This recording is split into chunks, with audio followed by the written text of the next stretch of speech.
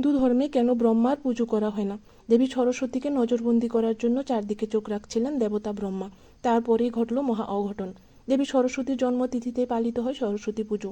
দেবীর সৃষ্টি এবং বিয়ে সম্পর্কে পুরাণে বহু ধরনের তথ্য রয়েছে। কোনো কোনো তথ্যে রয়েছে যে পরমাত্মা ব্রহ্মার মুখ থেকে নির্গত হয়ে তিনি 5 ভাগে বিভক্ত হন: রাধা, পদ্মা, সাবিত্রী, দুর্গা ও সরস্বতী। আবার মৎস্যপুরাণ মতে ব্রহ্মার শরীর দুটি আলাদা আলাদা ভাগে ভাগ হয়ে গিয়েছিল। তার মধ্যস্থান থেকে সৃষ্ট হয়েছিলেন মা সরস্বতী। সেই হেতু তিনি হলেন ব্রহ্মার অর্ধাঙ্গিনী। এই হিসেবে সরস্বতী হয়েছিলেন অর্ধাঙ্গিনী, অর্থাৎ সহধর্মিণী।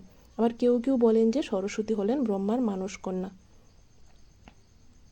ব্রহ্মা তার সৃষ্টিকর্তা হলেও তিনি নিজে সরস্বতীর রূপ দেখে মোহিত হয়ে গিয়েছিলেন। পিতার কামুক চাহনি সরস্বতীর ভালো লাগেনি। তিনি সৃষ্টিকর্তার থেকে পালিয়ে পালিয়ে বেড়াতে লাগলেন। এতে ব্রহ্মা ক্ষুব্ধ হলেন। তিনি কামদেব মদনকে অভিশপ্তাপ্ত করলেন যে কেন এই সুন্দরী নারীকে তিনি সদ্ভোগ করতে পারছেন না। স্রষ্টা ব্রহ্মা হলেন আদি অনন্ত অবিনশ্বর অজ্ঞাত, কিন্তু তার এই অজ্ঞাত রূপকে দুটি ভাগে ভাগ করা যায়: পুং এবং স্ত্রী। যাই স্থির অবিচল তাই পুং, যেমন হিমালয়। যা বয়ে যায় সেই স্ত্রী, যেমন গঙ্গা। হিন্দু ধর্মের সর্বোচ্চ আসনে থাকা 3 দেবতার অন্যতম হলেন ব্রহ্মা।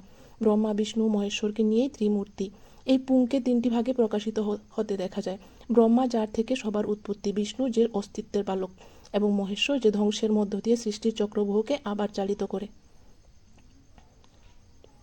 কিন্তু যারই পুং থাকবে তারই স্ত্রী রূপও চাই, কারণ পুং এবং স্ত্রী এই দুটি রূপের সামঞ্জস্য থাকতে হয়।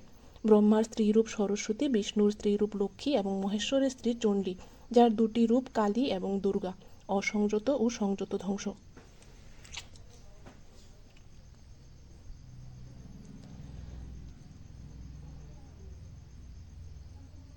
ব্রহ্মা কেন পূজিত হন না তার কিছু শাস্ত্রীয় ব্যাখ্যাও রয়েছে। পুরাণে কথিত হয়েছে, ব্রহ্মা যখন সৃষ্টি প্রক্রিয়া চালাচ্ছেন তখনই নিজের কাজের সুবিধার জন্য এক সুন্দরী নারীকে তৈরি করেছিলেন তিনি।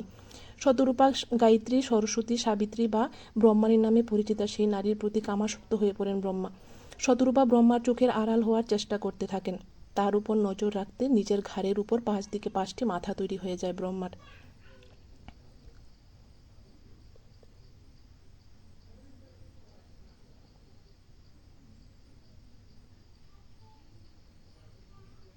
শতরূপা তখন ব্রহ্মার হাত থেকে নিজেকে বাঁচাতে নানা পশুর ছদ্মবেশ ধরে পালাতে থাকেন।